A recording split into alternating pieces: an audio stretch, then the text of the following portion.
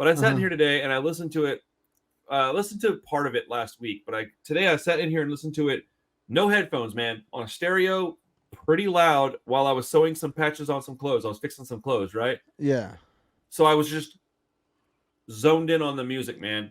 And there's a lot of stuff I learned about it today that I hadn't taken the time to learn about it in the past. And I just want to say, man, this band is very, very good. I'm not gonna always want to hear them. They're not that kind of band. They're not like Rancid. But damn, I think I had them just I don't know what I thought about them. I don't think I ever disliked them. There was just something about it that wasn't working for me. But it is fully clicked on now.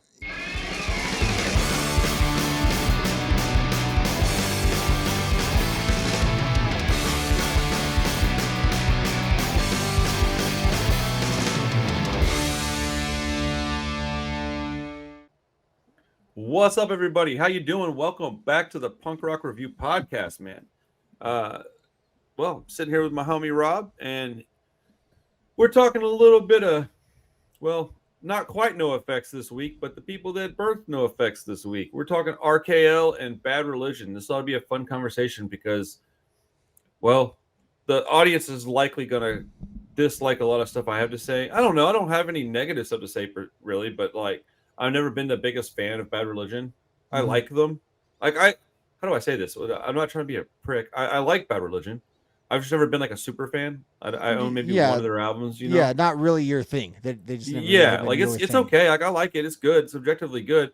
I've seen them a few times, and I've got a couple of their. I think I have like one CD and one LP, and I'm good with that. All Ages is like a fantastic representation of that band, so I have that. I listen to Yeah, so that I pretty I think regularly. you could consider yourself a fan of the band and just own all ages. Like you would Okay, basically you would know most of their big songs. You know what I right, mean? right. Like maybe you're not an album guy, but there's a lot of bands that I would say I'm a fan of, and then you would say, "What albums do you own?" I'd be like, "None. I just like them." And I think all ages Okay, is a okay. good enough representation of Yeah, it's that definitely band. like a sliding scale of like. There's no real answer. You could be a fan of somebody and not own everything that they've ever put out. Yeah. I'm a fan of the movie Halloween, but I don't own any of it because it's not my favorite franchise. I like other stuff more. Right. But um, but yeah, we got RKL this week, Riches to Rags, and we've got Bad Religion. What is the album? Stranger Than Fiction. Stranger Than Fiction. These albums both hit 30 years this year. One is in August, so it's like right around the corner, which would be the Bad Religion album. And then RKL is at the end of the year. It hits 30 years. So we'll talk about those in a few minutes. Before we get into that, let's just chop it up for a minute. I haven't seen you since last week. How you been? Been good, huh? Been busy. That's why my lighting is a little messed up because I'm a little out of sorts, not in a bad way, just busy in a good way, which is always Sure. fun. You know what I mean? You'd rather have that than when you're busy and you're just hanging on for dear life. Right.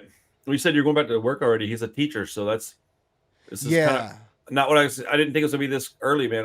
My kids have like I think 3 more weeks left before they go back to school. yeah. We go back just the way our state does it. We go back. We don't have much of a summer, which is a bummer for a lot of people. But I've also only operated in this paradigm, so I've never had like that full summer. So it doesn't feel like I've lost anything, but it is Right. kind of a bummer that like people assume like, oh, you have like 3 months off. Like, no, I don't. I just get kind of like about a month and a half, which is still better than most professions. So Right. Well, we also don't get 3 months off either any longer. I think we got about two actual full months. We used to have yeah, three.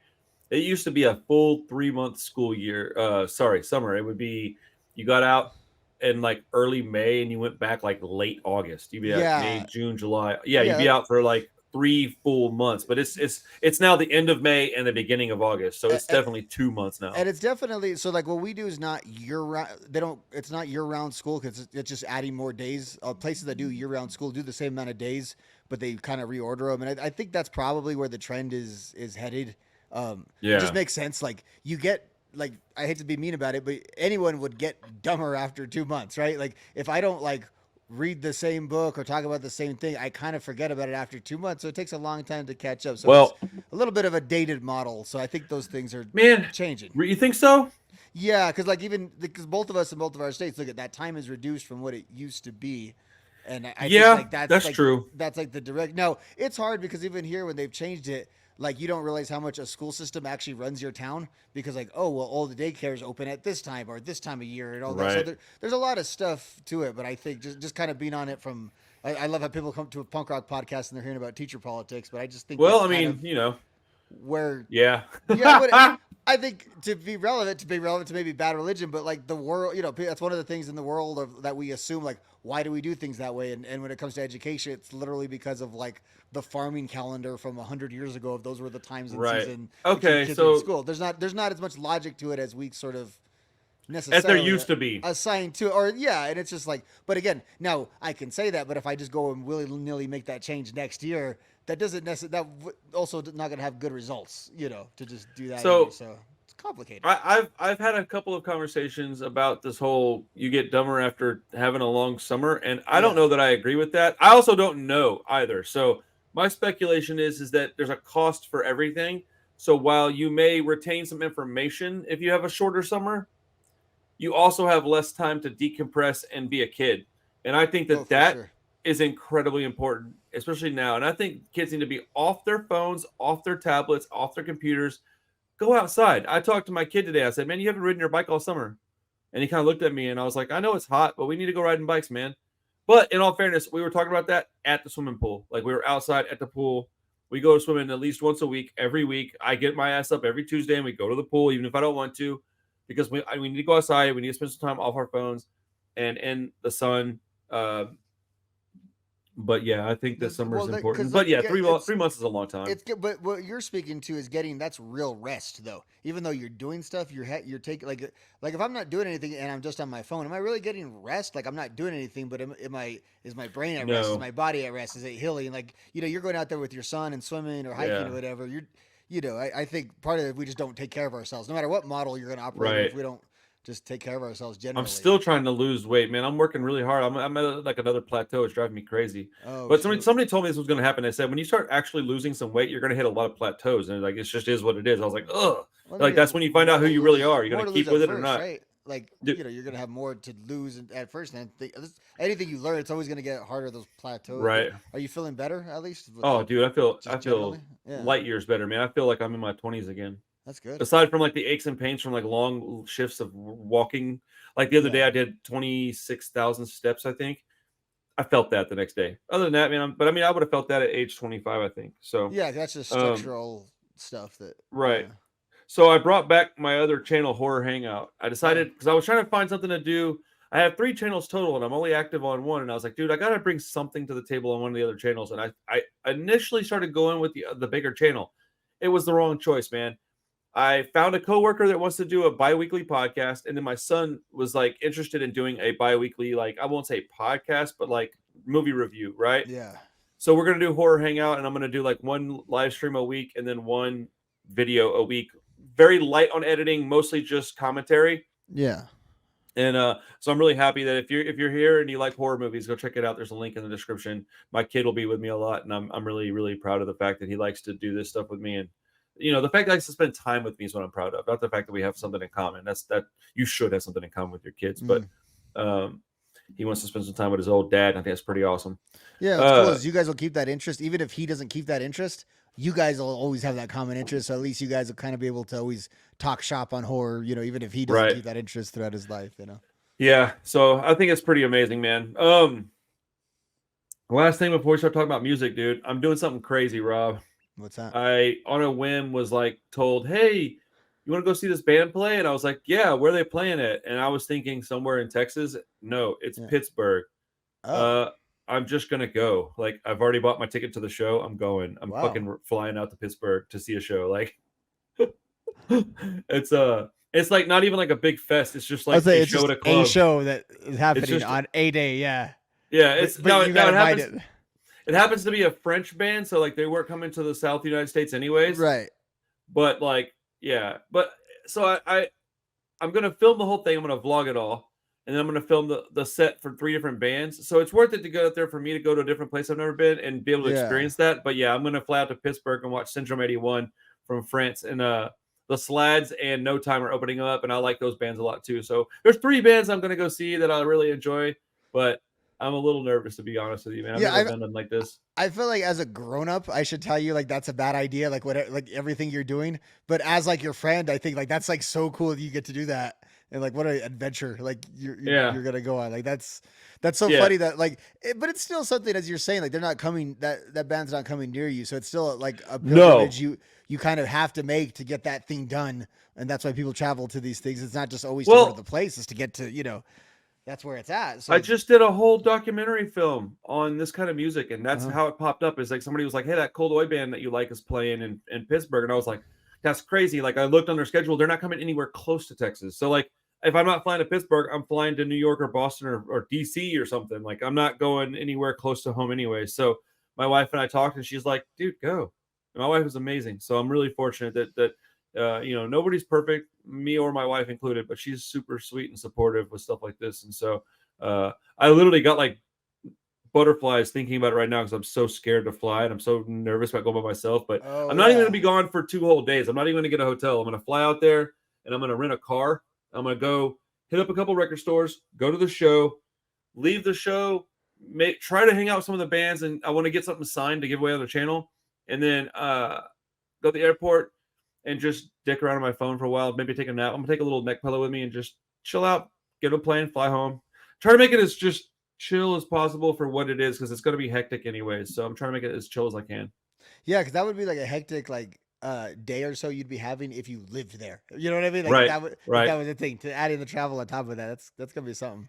Yeah. So we'll see, man. It's live and learn, man. Explore stuff, do stuff. The way my wife and I talked about it, we're like, dude, look, it's not a ton of money. It's less than $1,000. It's closer to like $700 Mhm. for everything: the car, the car rental, the flight, everything. Right.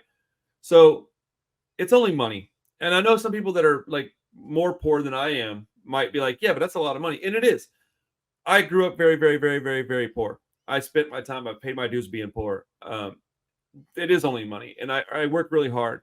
And this is content for my channel. Hopefully, something to give away to my viewers. It's not just me going out there and dicking around for a day. Like I'm gonna go out there and do some work. And I've never been anywhere, man. When am I gonna go if I Mhm. don't go? Like so. One of my buddies at Alamo Draft House, he went and saw a concert recently. I think it was Justin Timberlake, and one of his tickets was like 3 grand. Jeez. Like it was like some VIP thing, but like, okay, so I can't spend $700 to literally take a trip somewhere. I'm gonna get to fly. I get to go. I get to go. I get to fly for my second time. I get to go to a place I've never been, and I get to see a band I'll never see otherwise. I feel like it's money well spent. I don't know. Yeah. Maybe I'm just talking myself into it, but it seems like a good time. No, it's pretty cool. It's just like punk rock's kind of an unconventional hobby for us like middle-aged ish men to have. Even It though is. like I think there's nothing unnatural about it because the generation before us totally like I was in Vegas like a month ago to see it travel to see a band, so I'm doing the same thing. But like how many middle-aged people were there? Those deadheads that were there at the Sphere to see the Grateful Dead. Like that's not a new practice that we're engaging in. Right. It just like this is what this looks like now. So I think like there's a lot of men I've known that have traveled to random ass like sports games in like random cities, but under Oh that shit. exact logic you're using, where you kind of talk to the wife and hey, we can afford it. I'm going to stay with my buddy over here, and yeah, might as well go. Like you know what I mean? Because you're not putting your family in financial peril Right. necessarily to do it. It's just a funny expense. I just think being a punk rock fan, and I can speak to this as well, is just one of those things that's a little unconventional, or that people associate more with like a youth type of thing. Even if like the places like I go to when I travel for punk rock, there's hardly a youth around at these kind of things that I'm more at these days, at least. Well, I'm gonna put up a couple of posts on the channel and see if I can meet somebody from the channel. Oh, Because that'd be every time cool. I do a stream or something, people are always like, "Man, we should do a meetup somewhere." And I have a lot of people from Texas that watch the show, so I will ultimately end up meeting and hanging out with some of them. I'm sure. Like, shout out to George if he sees this. I'm almost certain we're gonna hang out some point because he's only like an hour and a half from my house, and we like talk all the time. I talk to him on Instagram. I talk to him in my Discord. Like, I talk to that dude more than I talk to you. Hmm. So, and I would fly out to see you. So, no, this just kind of popped up, and it's a band that I genuinely really, really love, and I just don't think there's another opportunity for me to do something like this. So, Is this show um, like pretty big specifically? Like, is there like buzz about it because of this band being in America? Like, are these shows kind of even? I know they're so small scale shows, but is there kind of a little not bit of really, man. buzz? It's still a punk show, It's man. still It's pretty like, random, like just kind of a basement yeah, or a it's at garage or a whatever. venue, but it's like a club, dude. It's not like Yeah, at a, it's it's a not at like regular a, show. Yeah, it's a regular show. Like I it's think a the ticket was $30. yeah, And I mean that was even expensive, kind of, because but I was like, oh no, this is probably because they're coming from overseas. yeah, Yeah. yeah. Gotta help. Yeah. You gotta help. You gotta help pay for that, man. You can't expect them to come over here and then go in there and pay $10 to see them. It's just unrealistic. Yeah, you're gonna go through customs and all that stuff that you got to Well, do. I'm hoping to take. I've budgeted like $120 for merch, so I'm hoping to go spend that on their merch so that I can support them a little bit more. I want to get at least one T-shirt. If they have a patch, I would like to get a couple of those, maybe a couple of buttons, and then I want to get an LP signed to give away on my channel. Mm. I don't really care about signed stuff personally. I want a photo with them if I can, but I think somebody on the channel would probably think that was pretty cool. So, yeah, man, I'm trying to make this channel like fucking the spot, bro. That's cool. And like just a place for, and by that I just mean like a community for people to come and Yeah. hang out and spend time with us. So I'm sure they're tired of hearing about me ramble on about things they don't give a shit about. So 15 minutes in, let's talk about a little bit of music. Okay. So in December of 1994, Epitaph Records, oddly enough, I didn't realize it was on Epitaph, Yeah. released an album called Riches to Rags by RKL, Rich Kids on LSD. Mhm. And I had heard them sporadically through the years and just never really paid a lot of attention to them. I always knew that they were a big influence on NoFX. There was something about it I didn't really care for. Mhm. Now, when I listened to the album this time, everything kind of just clicked for me. And I'm so glad that at the end of this podcast last week, I said, hey, let's throw Rags to Riches in there. Or excuse me, Mhm. Riches to Rags in there. Let's throw RKL in there. Because you were kind of like, oh, yeah, that'll work. It Yeah. was like, it kind of, you just weren't expecting it. And I'm just glad that I did. Because if I didn't, I don't know when I would have listened to this again. And I might not have been in the right same mood or whatever it was. But I sat in here today and I listened to it. Listened to part of it last week, but today I sat in here and listened to it, no headphones, man, on a stereo, pretty loud, while I was sewing some patches on some clothes. I was fixing some clothes, right? Yeah. So I was just zoned in on the music, man. And there's a lot of stuff I learned about it today that I hadn't taken the time to learn about it in the past. And I just want to say, man, this band is very, very good. I'm not gonna always want to hear them. They're not that kind of band. They're not like Rancid, but damn, I think I had them I don't know what I thought about them. I don't think I ever disliked them. There was just something about it that wasn't working for me, but it is fully clicked on now. Yeah, I mean, I get it too, because you tend to not like these bands whose brand is dysfunction. Like as someone, I think in your Heard. life now who's very like together, you Yeah. don't as much. You're not as entertained by these rock and roll tragedy kind of bands, and That's a good RKL. point. RKL just sort of fits that. Like that's Yeah. a lot of their legacy, because they're one of those bands that's kind of only legacy in a lot of ways. Like that's kind of how I don't particularly like them, although maybe they're a band I would say, like we were talking about earlier, that I would consider myself a fan of. And it's more Okay. because I like so much of the stuff, obviously, that they spawned. In particular, Right. NoFX. Like that's the one that's the most direct influence, where you can see it's one of those things. Like if you rip off a band that wasn't that big, it's not that big of a deal. I think like a lot of people think NoFX started a lot of that sound, and they did. They put a lot of that together, but a lot of that comes from RKL, specifically with both the bass sound and with like I think the specific attitude that NoFX has comes from this RKL, like their specific brand of sneering and attitude. It's different than what we're going to talk about a little bit later on with Bad Religion. Even though NoFX sings about a lot of the same stuff that Bad Religion Right. sings about, the way they present it is more in the way that RKL presents it. Now, NoFX, Well, I've got some notes on this record in a minute. Yeah, for sure. I think NoFX is like smarter than RKL, so in that way they're closer to Bad Religion. So they're kind of Okay. they sort of split the difference between the two. But this is again, it's sort of like that skate punk idea at its purest form, without it being refined in any way. Because so much of like what I talk about are the Fat Records bands, which are aside from Propaganda, which also is kind of in this category of like the founding bands. There, the NoFXs, the Ladwagons, the No Use for Names, Strung Outs, all those bands that have like that sort of little bit of that metal influence, but they're the hardcore skate punk, which is really just hardcore pop punk, I think is the best way to describe that music. And they're all of that same sound, but all of that stuff is just a little bit more melodic than what RKL starts out Right, with. RKL right. is just a little more sloppy, and I think intentionally on that way. It's still not quite something that feels like a real origins in a real dark kind of street punk. It still has that sort of irony that NoFX and all that Right. stuff had. It just wasn't as refined. Kind of like we were talking about Grimple, but even less so. Mhm. Like Grimple's even, I think, a little bit more refined than Well, RKL. so first and foremost, okay, I got a couple things I want to say about this record. So, uh, one, it's 11 songs and it clocks in at 42 minutes. That seems like a lot, right? Until you start listening to the songs. Uh, I think one of the things that about this band that stands out the most is that they're not really a punk band. They're a bunch of punk dudes playing metal. This is a metal band, bro. This sounds Mhm. more like Municipal Waste than it does anything else I've Well, ever heard. and so that's what I was gonna get. This is what they call the nardcore music, which is where NoFX comes out of, and RKL is kind of considered the Godfather band. And Okay. the common thread of all that is these kids that kind of grew up as thrash metal kids. To be honest with you, they grew up Yeah. in the thrash metal scene, but they all just kind of like they fit into punk.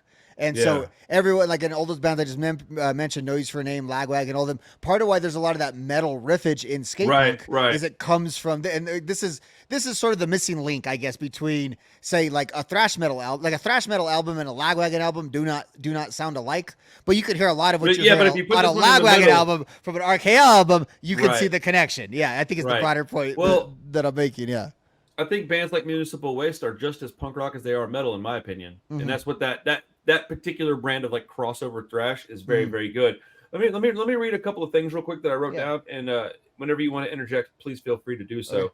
I put took me a bit to get took me a little bit, but I got into the vocals. It's like a Motorhead, Motley Crue mixed with punk rock sound. It's unique, and I totally see what NoFX did, and I understand why at this point. Um, I never understood the connection there when I heard them in like bits Mm. and pieces, but when you listen to a complete album, dude, you can hear so much of what NoFX turned into. Like early NoFX, more Bad Religion than anything. But like late 90s to now, they sound like RKL, but just like I don't want to say this to be rude, but like they're better. Like they're better at what they do. They're better at songwriting. They're better It's at the only producing. They're better at comparison. It's recording. the only time NoFX is the band of the comparison, and they're the clean polished band that you're Right, comparing them right, to. But there is a version of NoFX that's uncleaned and unpolished, and it's exactly this. Like you hit yeah, the nail on the head of what, like in the same way that Bad Religion cleaned up like '80s hardcore punk and turned it into skate punk. NoFX cleaned up RKL and turned it into yep. what NoFX does. Yeah, Yeah, it's absolutely. it's insane, man. And then the album starts off with "We're Back and We're Pissed." It's a great song, great vocals and guitar. The drums are on point, dude. Mm. It's a bit long, man. The songs are a bit long, but they're still really good. And as the album went on, that became less of a problem. Yeah, kind of a jammy feel to it a little bit though with A little bit, a some of little these bit. songs. I think that's kind of that metal influence again too. I put "Beautiful Feelings" is very thrash influenced. Pretty much a metal song being played by punk rockers. Interesting stuff. I hear plenty of differences, but I definitely see where NoFX got a lot of their riff styling from, and for their and like the particular kind of solos that they play Mm. from this band, this album in particular. And then "In Your Mind" is the third song. Dude, did you hear the bass, like little bass Mm. rolls in that? Dude, it's ridiculous, man. I just put that bass. What the fuck is what I put on here. It makes total sense that Municipal Waste Dude will be playing with these guys now. They sound just like RKL, in my opinion. They're a thrash crossover thrash band. Never realized that.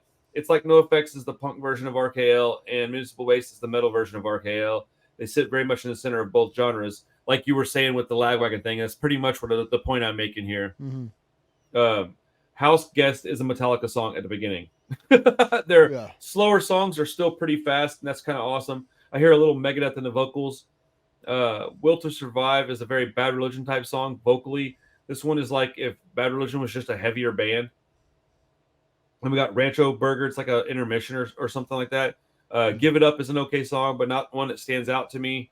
Betrayed is NoFX Senior at their best here.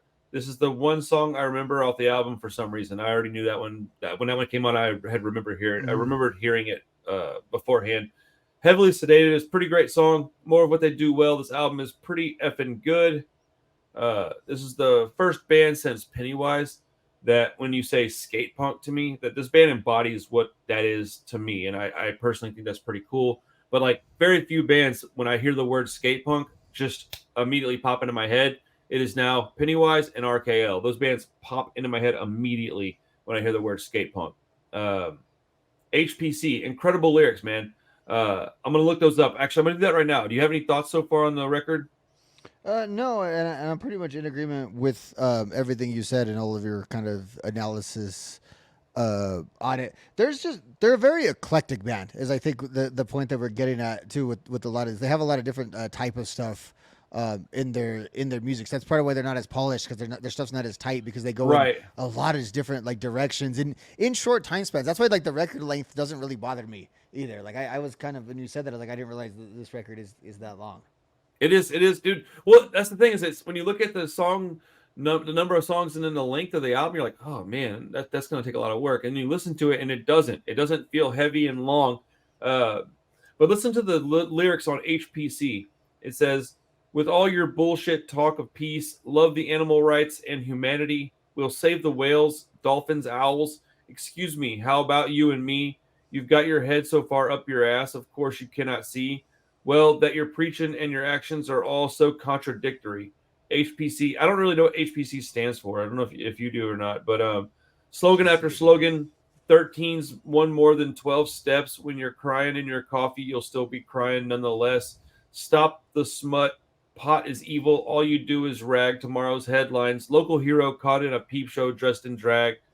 Meat is murder. It's just a basically a. I feel like it's a. Now I may be reading this wrong, but to me it felt like people calling out, or these guys calling out like virtue signalers that are hypocrites. No, Yeah, that's how I kind of that's a that's a big theme in like '90s music, like that. It's kind of the whole theme of the liberal animation album that NoFX right? has. Even if they were like later become like thought of as virtual signaling people, it's just something in the '90s people were kind of like. We were different back then, man. Yeah, because We I were feel like different. people might still not like that these days or whatever, but at least it's as like cliched as one thing or another. But I feel like there's a lot of '90s sentiment. Like a lot of bands have that song. Even bands that I consider very activist in nature. I just think like activism in the '90s was framed as nothing but like tree huggers, so to speak, in one sort of way, and I think a lot of like elite people being annoying versus like I think at least nowadays that we have stuff like the internet that can give you like as when you're talking about homeless awareness, you can speak to actual homeless people and not just like you know Right. like the martini rich people who are going to be telling you about that. And that's there's a lot of NoFX songs that are to that exact effect, and I think it's pretty like universally relatable, even if you don't agree or disagree with the specific things that they're railing against. Nobody really likes that Right. generally. Well, I only got a couple more notes on this album. The song "Take Me Home." I said they take us home with a more rock and roll centric song. This one's Mm. very good. Great way to close an album, in my opinion. Nice melodic vocals that are a little more drawn out and slow behind some faster vocals. They did a lot of great layering with this one. Um, that's a really good song to close out. I said when I saw the runtime, I was worried. But some of that runtime is the last track being over 10 minutes because of a secret track. And you know how I feel about Mhm. that nonsense. I hate that stuff. And the secret track is stupid too, so it's not even anything worth a crap. And then the last thing that I wrote down is I wish Dave Mustaine started a punk band, or maybe if Megadeth just played faster songs. Uh, this dude's vocals, and I love Megadeth. So when I realized that that's what this dude sounds like, it made me like this band even more. So I am now officially an RKL fan I due to the have fact that he never reminds me of Dave connected Mustaine. RKL and Megadeth, but there's other like even little trolley ways that in my head I am connecting those two bands. That's a good analogy though because they have that like I'm a Megadeth fan too, and I have to like apologize for it sometimes to people because some people just kind of don't get like that band is very heavy and very like fun in the same way. And a lot of thrash is like I think like and I also love Metallica, but people think of thrash as this like very serious thing and not of something that again is No, of thrash punk is rock definitely more fun. and has that so like the thrash metal fan is more what like our culture of punk rock is sort of Right. like aligned with. Even like what Yes. you and I are addressed in is more of that with the thrash metal Right. influence. And Megadeth is like that concept, but all the guys are like great musicians. You know what I mean? Right. So it's kind of like this RKL thing where it's like it's this wild like angry crazy punk, but these guys are kind of really good and they're almost doing so much. Like RKL is almost like man. Well, it's hot. It's an advertisement for a producer. If you don't like the RKL album and you like the skate punk we're talking about, like that's an argument for like a producer doing what they do. Because this is kind of the raw version again of a lot of those bands, and I don't mean raw. Like obviously it was refined to a point, but like there's just an evolution in this stuff, and I think RKL just like I really think that's a cool place that they hold it. They're early in an evolution of something because skate punk really is like I think of RKL as what I think of like quote real skate punk. Like, and that's such a meaningless term, obviously, but like the skate punk that I like is generally like the NoFX, the Lagwagon, the Noise. That's a little bit more on the poppier side. This is just sort of the other end of that spectrum. That Yeah, this I, is I more my speed. I guess like Pennywise is the best like public, like Pennywise and Bad Religion are better like public representations of that. But it's a lot of other bands that have good followings and stuff. And like it doesn't surprise me that we're talking about a Bad Religion and RKL today, and the album that came out on Epitaph is the RKL album, which is just a funny thing, just a funny Right. piece of irony. But like, I didn't even put that together. but like to say this is on Epitaph, like that, it seems out of place on Epitaph because we know Epitaph's whole entire catalog, or even their whole entire '90s catalog. Yeah, like a record label that released Out Come the Wolves and Smash, and even like some of those NoFX records, or the Pennywise records. Like, yeah, this album feels a little bit raw for like an Epitaph record. But if you take yourself back to Right. 1994, in the midst of all this punk rock kind of popping, this fits exactly what you think of like a Epitaph skate punk, like Southern California. Like, this is exactly all of that stuff. Dude, I think that I'm just really glad that because there's so much music out there, I'm never going to hear it all. I'm never going to be able to, like right now, I'm listening to all this Cold Oi music. Well, that means that I'm not listening to other stuff like Uh, RKL or whatever band that from the 90s I didn't get around to listening to, right? So I'm glad that I was able to get to listen to this and sit down with it and listen to it front to back, uninterrupted, no distractions, sewing a patch on my shorts, uh, jamming out and like pausing it, rewinding in a couple of things. Because that's what I did is I listened to it thoroughly, excuse me, and I really really enjoyed it. I'm just so glad that I got to spend some time with it because I've always been told that I was going to like this record, and I think I was a little headstrong about not liking it. Think it's just assuming that I wasn't going to for some reason. well, you tend to not like the records that have that like classic standing to them. And not that you don't That's like them, true. but if they have something built up, it's hard for anything to ever live up to this thing that you're always told is great. Yeah. And I and I So and I buck the system so just naturally. It's how my brain works. That like yeah, when I'm told like, "Hey man, you should go listen to this. I think you'll like it." I just for whatever reason naturally go, "Nah, I'm good. I'm not gonna like it." It's so dumb. I hate that I do it, but I do it. And I at least at this age I can recognize it and try to behave a little differently. But I think that's that's cool. kind of what I was doing. You found something though that you kind of genuinely, which again, that doesn't like the fact that you like RKL doesn't necessarily surprise me that you would like them, but that like they're a hard band I think to get into like just out of nowhere though too without context though. I wonder if you would like them. Like if you didn't know like how much they had influenced these other bands and stuff. Like I don't know that I would like them, and I don't consider myself a huge fan of them. And that's not to undersell If them, I but I don't like. I just don't know if I would listen to give them the same chance. Maybe is what I'm thinking so of.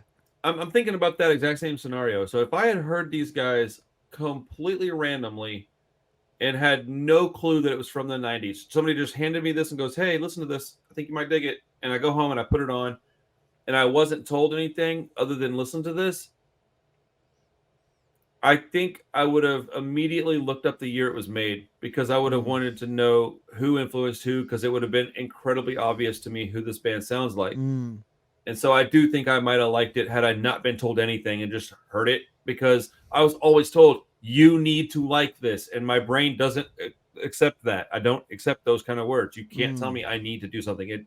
It's really immature and stupid. I've always behaved that way and it drives me nuts. It drives me nuts just like it does everybody else. I'm trying like okay, example, I've been hanging out with Johnny Rio from the Street Dogs. He comes up to my bar a lot and we talk for like a lot. Dude's awesome or yeah, him and his girl come up and we chat for a long time. He's really really sweet dude. And his girlfriend's adorable and sweet. They might be married. I don't actually know. My apologies if they are. Um, him and I talk about music, and he's a little older than me, and he's from a place. He's from like Boston, like bro. He was in the Mecca, man. Like he's in the place where all the shit Mm, I love comes from. So he got to experience things I didn't. So like even he is understanding like yo yeah you were from Houston and you didn't have because he lives here now so he's like I get it now. Uh, mm. it's pretty interesting talking to that fella man like uh, it was funny because he's like when I told him my opinion on the Clash you could see the soul hurt. He was like Yeah. oh and I was like dude I'm coming around man I'm coming around you got to give me a little time I'm working on it I'm listening to the first record is pretty good at this point to me. I'm working on the second one now. But the later albums, I don't know that I'm ever going to get into. And he's like, yeah, I can accept that. I was like, but he was like, bro, every time it comes up, he's like, no, I cannot believe it. He's like, I don't get it. But it's all about, there's so many factors that come into play. The people that expect you to like stuff, that's just so weird to me. Like, Rancid is my favorite band of all time. I don't expect anybody to like them. That's just, it's just weird. Like, you like them if you want to. Mm-hmm. Like, I don't know, man. It's very strange. Yeah, I think like when you violate someone's expectations of what you should like, it throws people off a little bit. Maybe like, Right. oh, how does that person like? Because you also like this. How do you not like this? And sometimes Right. that is the answer, though. Is like the thing. Like honestly, like RKL, I would put similar to the Clash, although they're just not as well regarded as the Clash. So it doesn't carry the Right. same amount of weight. But in the same kind of vein, where I like their music a lot, but like I really love NoFX. So it's more of I have this great appreciation for them, but I'm not always going to listen to them. So therefore, I also might not always just be as familiar with them as I probably should be, or as you would assume I am, because of some of the other stuff I like. And it's all personal tastes and choices and Well, all I had these a things. guy that I was talking to about this once, and I explained it like this, and it irritated him for a minute until he realized what I was saying. If you love NoFX, and that's like your favorite band, and then you find out that RKL is basically where they got their sound from, you already like that what we established as the cleaned up, better quote unquote version of the band. So why would you then go listen to the lesser version? So my opinion is that Rancid is the best band ever. Mm-hmm. Yes, they got a lot of their sounds from the Clash, but why would I go listen to the band that I think is lesser? Like, why would I do that? It just doesn't make any sense. I would rather have the better version. No. And so for So that reason, I get what you're saying, because like I just made that exact point with with the RKL. So I get what you're saying, but I would say the counter to that is sometimes there is a desire to feel what that songwriter felt that that's true. inspired that thing. Like And that that I'm just running my mouth, man. My opinion has changed yeah. quite a bit since I had that conversation with that guy. But like, No, you but know, that's also why people get attached to that thing too, because that's why I feel like I feel like I do legitimately like the Descendants, but there was something that made me really want to catch on to like what was it that they were putting out that every band I liked, and then I eventually I think caught on to the same thing. So it doesn't really matter, but I think there is a desire to like. If you like NoFX, the community of NoFX implies that you like RKL. That's also part of it too. right. That's also a big part of it. No, you and I are breaking this down from a taste in music and why you would or wouldn't like something. But I think it probably just comes down to more: are you in the in crowd or the out crowd with this thing? Right. So you're a fan of this, so you must also be a fan of. And that's just us as humans. That's where I get irritated. It's Lazy like, well, as I shouldn't must like anything. I can like what I want to like. But I, that being all said, that argument being tabled and set aside, yeah. I do think there's a place for learning where it came from and liking where it came from, appreciating where it came from. Know your roots. There's music about that we listen to, that songs about that exact thing. I 100% understand that, appreciate that, believe that, and agree with that. It's just like when you're a stubborn person and somebody tells you like you should like this, you may not like it just because of that. So stop telling people they need to like something and offer it to them in a more palatable way. Bring it to the table and go, hey, I think this is really good. This is why I think it's really good. What do you think? Versus, hey, you need to like this. I don't know. The message isn't the issue. It's the delivery most of the time. Because that should be a unifying thing, right? Like, Right. say I like the Clash and you like Rancid. So instead of us thinking that like we like these things that are competing against each other for fandom, how about we essentially like the same thing is what we're actually Right. saying. And we should kind of be friends on that, because we're saying we have basically the same kind of taste. We like the Yeah. way this person delivers it or this person delivers it, but we like the same damn thing. It could be a unifying thing, but humans, We're all silly idiots, Yeah. especially me. I'm not claiming any kind of like I'm an idiot with most of this stuff. no, but- it's a frustration that I think you and I are even expressing the way our brains do this. Well, it drives this me thing. nuts when people tell me what to do. That's really what it is. And I'm a punk rock guy. So why does that surprise anybody? Why is anybody surprised that when you tell me what to do, that I naturally go, nope, not doing it, and turn around and go the other way, even when I might like what you're talking about? It's delivery, man. It's about coming up to me and having a little bit of respect and going, hey, I've lived a long time on this earth at this point. Give me a little bit of respect, dude. Like I've earned it. I've been through a lot. I've lived a lot. I've done a lot of stuff in this community. I'm not going to know everything. Don't want to know everything. I'm not an authority on anything. Can we just be cool about it? Like, It's the punk rock review, not the punk rock like uh Authority. Yeah. authority or It's not even like the Punk Rock history. Hall of Fame or the museum, right? At least that puts some weight of authority of no, yeah, you're just a It's dude. really Like I'm just a respectfully, dude you're just a listening to dude. stuff. Yeah. Yeah, no. That's exactly my point. Is I'm just a guy that listens to this stuff and talks about it. I'm not the authority on it. I'm not a historian. I'm none of those things. I am a reviewer. That's very different. I give my opinion on it and I tell you what it is. And then my opinion might even differ from yours, but you get an idea what it is based on my opinion. So, and then if you get to know me, you'll know based on if I don't like something, maybe you like the things that I don't like. So you go, oh, he doesn't like that very much. Why does he not like it? Oh, for that reason. Oh, I might really enjoy this. And then you go listen to it. Like that's what it is. That's how you become. It's like when I watch movie reviewers. There's guys that I know if they hate something, I'm probably gonna like it because the reason they hate it is because it's too gory usually, and that's my cup of tea. So I go and look for the things that they don't like. But Dude, it's you still, all yeah, you still get value out of that review, actually, though, right. because there's still. Hey, Well, I was in I meetings agree all with day that. where people who don't know anything about what I do was telling me what to do all day long, and I just sit there and I That's said, fun. "Yes, sir." So, Yeah, grace that's and that's a lot of fun. patience. That's Let's the see. order of the day. All right, 1 second. I'm looking up something. One more thing. Okay, so before we move on to Bad Religion, Yeah. give me an overall opinion on RKL now, and like what you might grade this album if you were asked to. Probably in the 6 to 7. I acknowledge it's very good, but I just don't love it a ton. I don't really Interesting. I can't really explain what that is because I do like this kind of music generally. I just don't care for So is it your that six to much. seven like a subjective 6 or 7, or is that objective? I think so. I I think typically that give one. I typically go both with one subjective number and one objective number, so people can I think understand that what I mean. I think objectively I would have it a little bit higher Okay. because it has a plenty of quality. Like I have pretty much Right. positive things to say about it.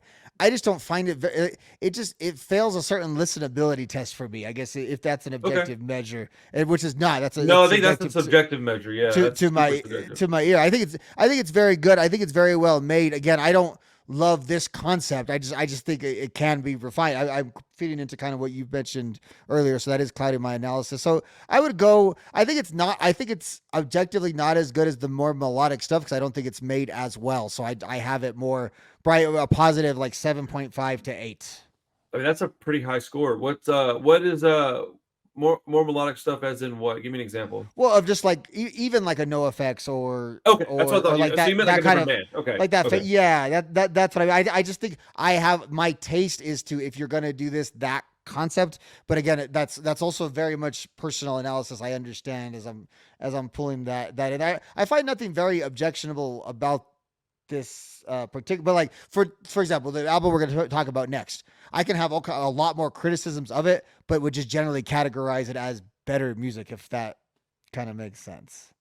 I mean, it does make sense. I don't agree with it, but Yeah, it makes sense. it doesn't sound nice. I feel like I'm shortchanging this album by trying to make that very specific point. So that's why I'm kind of No, man, no, dude. Look, here's the thing: is that this album it isn't as palatable as the next album we're going to talk about. It's just not. But that mhm. doesn't mean it's good or bad or It's not anything. really a So quality statement. Yeah. yeah, my opinion on it now is that I think objectively it's somewhere around a 9.5, like just quality wise, because it is Mhm. incredibly good. The guitar work is amazing. The reason I don't give it a higher grade is maybe because of the production more so than the songwriting. Yeah. But that still is a that's still a bullet point in the conversation. So it still needs to be talked about. But subjectively, I'm gonna go a little lower though. I'm gonna go with like an 8 out of 10 because really I do like okay, so like 6 months ago, I probably would have given this like a 5 out of 10. Subjectively. I heard it on the right time at the right day. I'm gonna go 8, maybe a little higher, maybe a little lower. But 8 is a good middle ground for me right now. The reason I'm going to go 8 though and not higher because I'm kind of high on the record. You'd think I would go higher on a Yeah. subjective rating. The reason I'm going to go 8 is because I want to be realistic and honest. And how many times am I going to go back and listen to this record over Hmm. the next 12 months? I'm going to say maybe once or twice over the next year. That warrants an 8. But if I was like, yeah, man, next week I'm probably going to listen to this a couple more times, that would be a 9 or higher. And I just don't think I'm going to do it that quick. But I do think I'm going to listen to it again in the next 12 months. So uh, I enjoyed it way more than I expected to, and I might just be in the mood for this one of these days. And I think that's probably what's going to happen. I like his vocals once I realized why I liked them, because at first they were bothering me, but then when I realized what they sounded like, I was like, oh no, I like Dave Mustaine. So I'm going to go with a positive feel on this, because I think that's something you can choose to do. I think you can hear something and then you can choose to go positive or negative sometimes. Sometimes it's a knee jerk reaction, sometimes it's a choice. I'm going to choose to enjoy this because of what it sounds like to me. I totally understand all the influence now. I totally get it. It makes me smile. I have been converted to this band's fandom. I'm not a super fan. Wouldn't get a tattoo or nothing, but I really enjoy them. I'd rock a shirt at this point, throw a patch on a hoodie or something. So my whole question was, am I going to keep this album or am I going to get rid of it? And I'm going to keep it. I've got a copy of it. I'm going to keep it. So RKL, man, did a great job with that record. I'm glad that I sat down and gave it a chance. I think it's deserved. So that was a nice conversation, sir. It was I felt like you made the point I was trying to make in such a more elegant way. So I'm happy about that. I'm like, yes, what he said. What did he say? That's rare. I'm usually the idiot. So you nailed that one.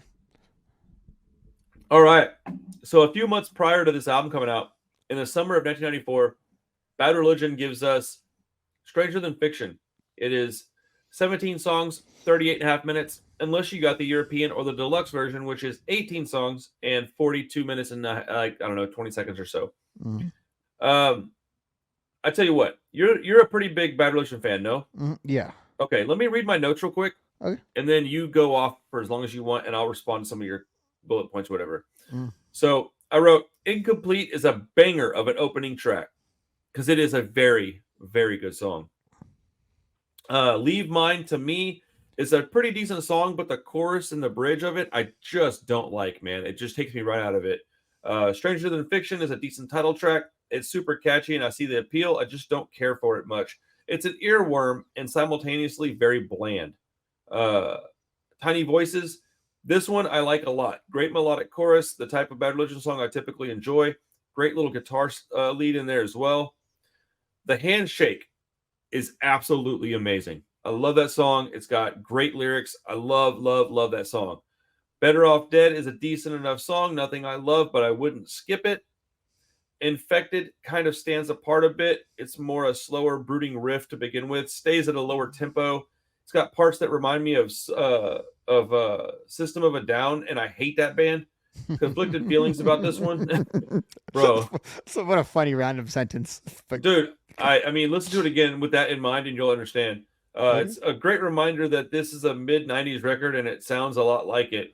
I don't mean that they were inspired by System of a Down either. It's just that they are the band I thought of when I heard that part of the song. So when I say it sounds like something, people naturally think that I mean that they were inspired by that. No, dude, System of a Down wasn't before Bad Religion, so that wouldn't make any sense. But that's what that song sounds kind of like. Put a pin in that point specifically, because I have a comment on that. So just remember that. This won't take a long time. I don't have a lot of stuff written down here. Television is what I want to hear, man. The song rules. I used to love the song when I was a kid. I still do. Gee, I wonder why you like that song. It's got Tim Armstrong and a Bad Religion song. Dude, yes, please. And this is like self-titled 93, Let's Go era Tim Armstrong. So this is like... This is Lint. No, this is Lint. Yeah, this is Lint. That's Lint. That's not Tim. So this song rules, man. Individual is also a great song. Love the vocal flow on this one. The guitar work on this record is really good, and I love the production on it as well. Hooray for Me feels kind of like a Rancid Let's Go song. All the way down to the guitar solo. I really like it a lot, but it sounds like a Rancid song to so me. real quick, I know I'm not interjecting, but you'd be surprised if that's a Brett song or if that's a Greg song based on what you just said. I would think it was a Brett song. It's a Brett song, yeah. No, that's a total Brett song. It's just funny that you said that. That's a Brett song. So yeah, okay. That makes more sense. Yeah. I don't remember this one from when I was a kid, but I sure like it a lot. Slumber, not sure why, but I just don't like this song. It's just not for me. Marked, back to something really fast and melodic, great song. Inner Logic is a driving song against the man. Oh, like a not driving car, like driving melodically, melody, rhythm, tone, beat. Gotcha. Yeah, I read it out loud. I was like, that didn't sound right, but it's a great punk rock song. Not an automobile song. Okay. Do what? It's not an automobile song, though. You're correct. Determine that. Okay. What it is super catchy, almost like an Offspring song. Great lyrics, and I like the riff. It has a Motorhead feel in parts of it as well. and Mhm. there's a solo that's really good. It's a deep cut jam for sure. What it is one of my favorite songs on the album. Has an Iron Maiden intro, I think, on it too. Is that the one where the guitars are It's the like song it's right before 21st Century Digital Boy. yeah. So right at the banger right at the end. So, 21st Century Digital Boy. While I personally prefer the song before this, this is the one off the album. It's the song, and it's got lyrics that are as important and relevant now as they were 30 years ago. It's a great song, and the chorus is so fucking good. News from the Front is an excellent song. Super great melodic vocals, and the Hey Hey Heys, they're like super melodic. The band that's a part of the song, like those hays that they do. Hey, how do they do it? I can't replicate it. I'm not gonna try. If it's a really melodic hey, hey, hey, hey, hey, hey. He just Oh, goes along with hey, the way the hey. chorus goes. He does That's what it is. It's like a the haze with it. Yeah. hey, News from the hey. front. News Yeah. from the front. Because the whole thing's going in a I'm very like operatic kind of way. I'm Yeah. butchering that, but I'm doing that so that you understand that that's the kind of thing that bands like Authority Zero have taken from Bad Religion and perfected. Authority Zero, I thought of them immediately when I heard that song. Markovian Process, decent enough song, but nothing that I'm freaking out about. The end of the US version of the album could have been stronger if News from the Front capped off the album, in my opinion. Then you have Leaders and Followers, the last track off the European or the deluxe edition of the record. This one's a good song. It's a better last track than Markovian Process, in my opinion. This one has some cool vocal melodies with two different things being sang at the same time. It's a really good ending to the album. Actually, the ability to do vocal stuff like that live is really, really crazy. It's a very, very good song. Yeah. Oh, also, before we go any further, I got a really big playlist on Spotify these days. That needs to be talked about more on this channel. It's got like 1,500 songs on it, and I add to it weekly. So if you're interested in seeing what I'm putting on there, there's a link in the description. But man, out of that album, the songs that really, really stood out to me were Leaders and Followers, News from the Front, What It Is, and Television, The Handshake, and Incomplete. Those songs right there are ones that I like enough to like take off the record and put on a personal playlist of songs that I would listen to, not one that I would spread out to other people. Those are great songs. This album as a whole, I would say, is really, really good. I think people are going to dislike my grade of it, so I'll wait till you're done to talk about that part. I'm interested to hear what that grade is going to be because I was surprised because again, as we talked earlier, not that you're not a Bad Religion hater, but like you're not necessarily like me where you just love that band so much that it like I don't think my analysis is ever going to be fully objective because I really do just love the band. So Yeah. I would tend to find that. But some things that you talked about and some things I'll interject. So the song Incomplete, I agree. I love that song. And you got to remember with this album. So this album is the opposite of a lot of what we talk about. This is the major label debut for the band that like again kind of finds skate punk, and this whole boom happens the year that like Smash comes out and Dookie comes out. The other big thing that happens is the band that the label that they're on, the band goes to Atlantic Records. Now Brett always there's a lot to that whole story because like Brett was with them.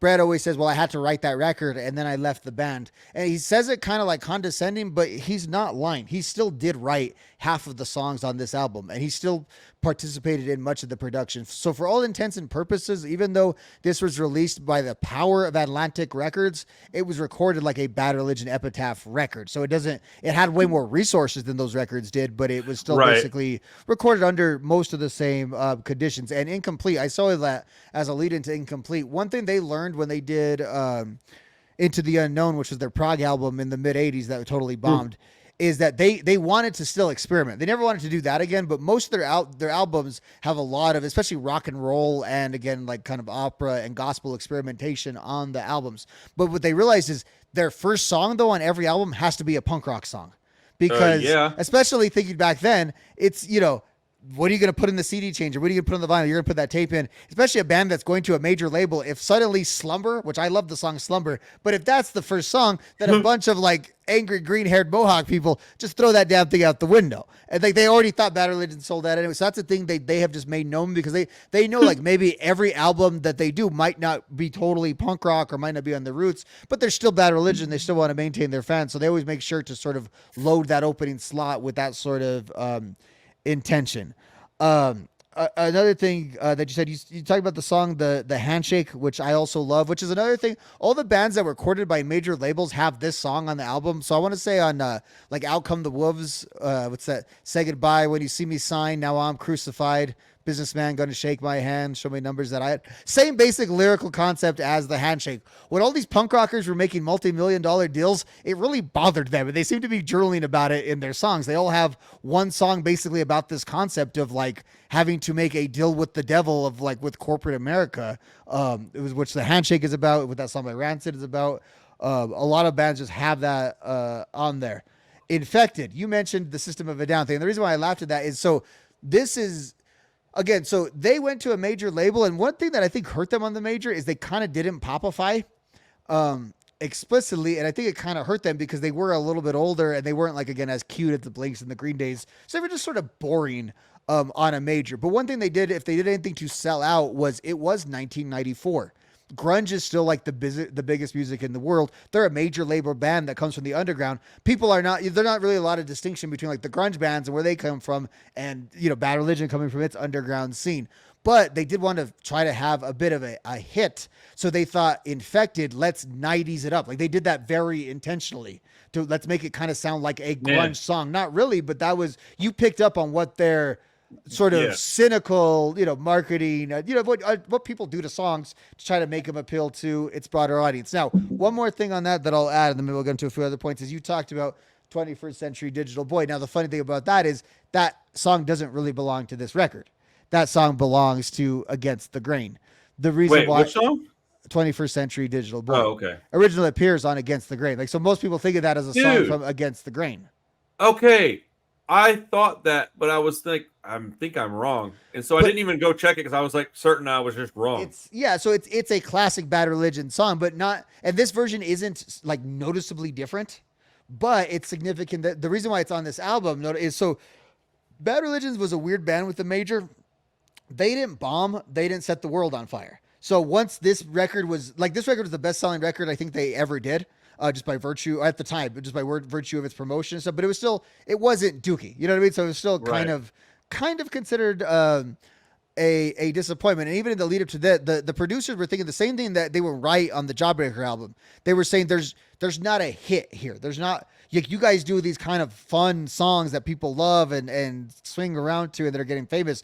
That's not, and this album is fairly dark despite some of those things. So they really didn't have that, like Brett, and then they didn't feel like they had the hit that the label was looking for. So their compromise and what the label pressured them into doing is what they make sound like, just put one of their old hits on this, one of their catchy tunes, one of their chant along to sort of like expose it then to the bigger audience. And so like no one was really offended. Like if you were offended by Bad Religion going to the major, you were already kind of offended. So no one really cared that this version was on there, but I do think it helped. I think that's incredibly smart.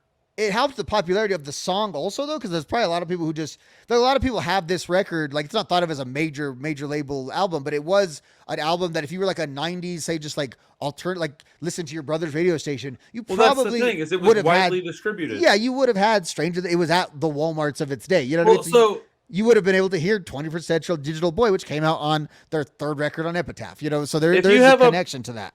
If you have a problem with that, then you have a problem with Cheshire Cat. You've got a problem with a bunch of the old MXPX records. You got a problem with most of the bands that do this, because most bands, when they're young, or not, maybe not most, but a large number of bands, when they're young, will put out demos and such. When they get an opportunity, they will reach back into their bag of tricks and pull out some of their better songs, re-record them, and re-release them. Because if you have an audience that's this big, and then you break, and you now have an audience this big, chances are most of those people have never heard that song anyway. So the only people they're going to even know, and then in my opinion, you have a secret club because you're the guy that knows that song from before it became popular. And then you get to talk about the people that now are fans of this band. You go, yeah, I remember that song from this album. Check this out. And then you get to reintroduce them to a whole nother record. I personally am a big fan of doing that. Yeah. And it's like, I'm only not a fan of it if you're like re-releasing something and making me buy it, but not giving me any like original content. Like if I almost said, sorry, continue. Yeah, no, because like for this is, I get just 21st Century Digital Boy. I don't have to switch out my CD. Is basically all this is. Now, if I had to pay $20 just to hear 21st Century Digital Boy again, but with a different cover on it, or some random B-side on the second, I like they was gonna used to say do, that was a ripoff. Those reissues are kind of I'd ripoffs. rather Yeah. have a single song or two on an album re-recorded than an entire album re-released with a different cover, because that is annoying. Yeah, that's terrible. And because And that's still okay to a certain degree, but I prefer the song and a mix of new songs versus an yeah, album. Just and because the re-recordings rare, like so, this is pretty equivalent to the original, so it's not a lot of like it's like this, or say like Bro Him number the second Bro Him, which is a slight variation of the right, original. I think those are different things, but generally it's like dub mixes and that kind of stuff. So it's never as good as the original one anyway. So it's not man. that big of a deal. So my favorite hardcore record of all time is Terror, Lowest of the Low. That record has been released, I think, on 3 different labels with 3 different covers, and it pisses me off because I see, oh, a new Terror thing, and I get all excited about it. Like, oh, it's just Lowest of the Low again. I'm like, dude, like that's kind of my point. Is that just give us Lowest of the Low? Maybe it's like a bonus. This is an EP. Yeah. Record like a nice another, let's say, 10 songs and do like a 17-song album with a bonus EP at the end of it. It's like you get a 10-song album and then you get a bonus of Lowest of the Low, their original amazing like breakthrough release, as even like a bonus disc. Do like a double LP or something. Like, you don't need to give me just Lowest of the Low again. Like, dude, put some more thought into it, put some more money behind it, especially a band as big as Terror. Like, come on, man, you guys can do that. And it may not have been their fault, or they may not have had an option. I'm not saying that it was the band that made those decisions, but Right. when you buy a catalog, you do what you want with the catalog. So that's probably what happened. Shout out to Trent Reznor a couple years ago, who would just go on social media and tell you when Nine Inch Nails albums weren't worth buying, and I really respected that because he cost Wait, himself. what do you mean? So like this happened to him with part of the Nine Inch Nails catalog, where they a few times they re-released like some stuff, and he would just Okay. go on Twitter and be like, "Hey, there's no real value in buying this thing." So again, arguing against his own interest, he's going to get money off Huh. of those albums, but there was not a lot of value. Like it was doing exactly what you're talking about. Okay, of so just it was like represses and re-releases repress of yeah, old and stuff with new artwork. without and not really even in the way like you or I might buy something on vinyl that's a really special version or something. Right. It was just stuff that he said was already out there. Yeah, Like and I respected that coming from the artist to sort of point that out of like, hey, there's nothing here to buy. The label he was, because he was pissed off too. He's like, I'm just being commodified here basically by you're just selling my thing over, or you're fooling my people thinking they're buying something from me, or that I'm making new music, or I'm doing that. I mean, it happened to Bad Religion when they went back on Epitaph. Suddenly, a greatest hits of their Atlantic stuff came out. Now, Atlantic had every right to do that, but it's like Sure. they were totally. It's a little punching down when that band that was cool again, now that they were on the punk label, suddenly had to, like, now they were good enough to have a greatest hits on your label when Right. you kind of did. And that's a little bit different politically, but again, like, I think people can see through the BS, like, especially back in the day. I have enough of like those crappy like Century greatest hit CDs that weren't very good for anything that like we don't need anymore. Like maybe the digital revolution is a good thing. Let me be very clear about something. If Lowest of the Low hits 25 years or whatever, and they release a remastered edition with a new cover and a booklet, it's serial numbered to like 500. I'm buying a couple of copies of that. That is value to me. But just re-releasing it for the sake of re-releasing it is frustrating to the fans when all you're doing is putting a new cover on it, and then we don't even realize it's the same exact thing till we got home. Like, that would be really, because I mean, look, let's be honest, dude. If you're not paying attention, you could buy a record of a band if it's a different cover and not even realize you've already got it. Right. That's crazy though. Like there's probably people listening to this show right now that are like, "What the hell are these two old people talking about?" Because that is such an old timey consideration. Maybe that probably in the modern day you only buy something because it's like merch. You know what I mean? Like I know you buy a lot of stuff, but I think people probably buy physical music with much more intention now. You know, I'd be like maybe the customer's probably just a little more savvy like that. But and to the point of like the record labels, this is completely off topic, but there's a reason why they weren't so sympathetic when they fell. Like now we realize that it sucks that they kind of fell, but like they were not the good guys in any way. Like that no, they were necessary evil, but they were evil. That was definitely like that business. The business did suck. So like anytime we saw to maybe tie it back to the Bad Religion thing, when people talk about the major labels sucking, it's not just that the music sucks; it can suck for the consumer too, in a lot of ways. And it does suck for the consumer. I will say Spotify is a great deal. But if I could trade that in and make sure my artists got more money, and I had to be a little more picky with my music, so be it. I'll take it, because music is so watered down now because we've got 20 million songs at our fingertip, and they upload like 10,000 songs an hour Yeah, or some nonsense. I would rather live in that world though, where I had less music, but like again, the labels weren't so crappy like where the bands Okay, were just equitable, so just there was just better music. Like I would just right. rather live in that world. Well, do you remember like in the 90s, whenever an album came out, even if it was bad, we still bought it and went with it for a while, listened to it, and then decided it was bad, but we know the record. Like, that's not how it is anymore.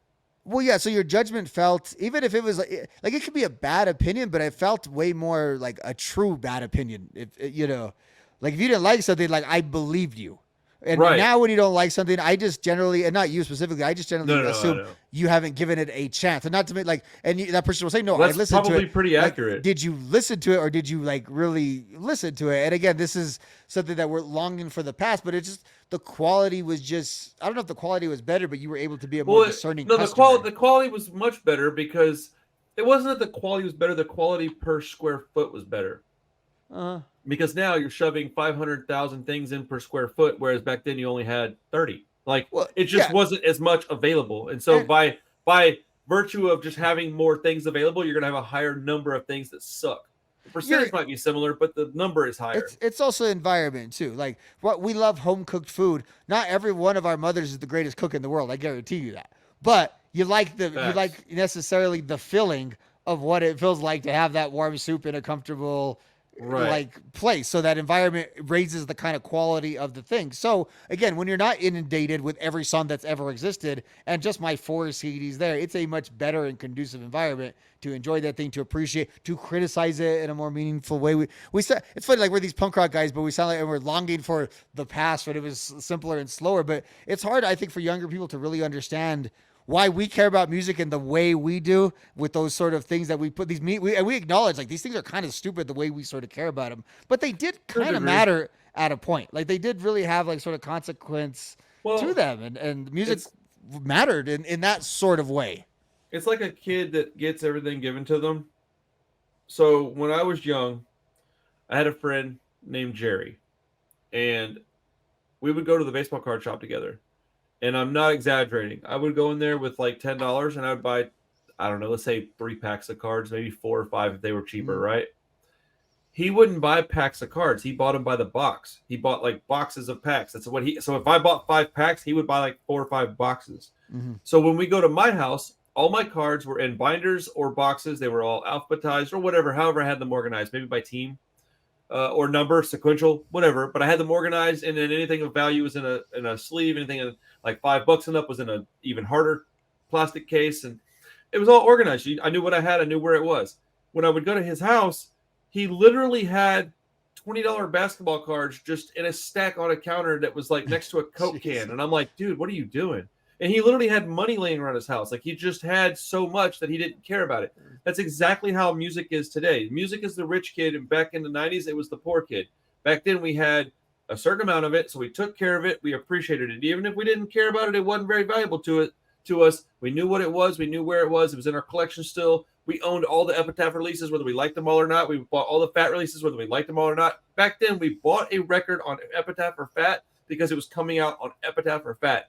Nowadays, You were their customer because you were a correct. customer of them. Yes. Yeah, and now there's so much music coming out that you're just like, yeah, I don't care. I'll leave this one on the counter here. I'll throw this on the floor here. If I step on it and give it a crease, no big deal. I'll just get another band. Like it just doesn't matter. The bands don't matter.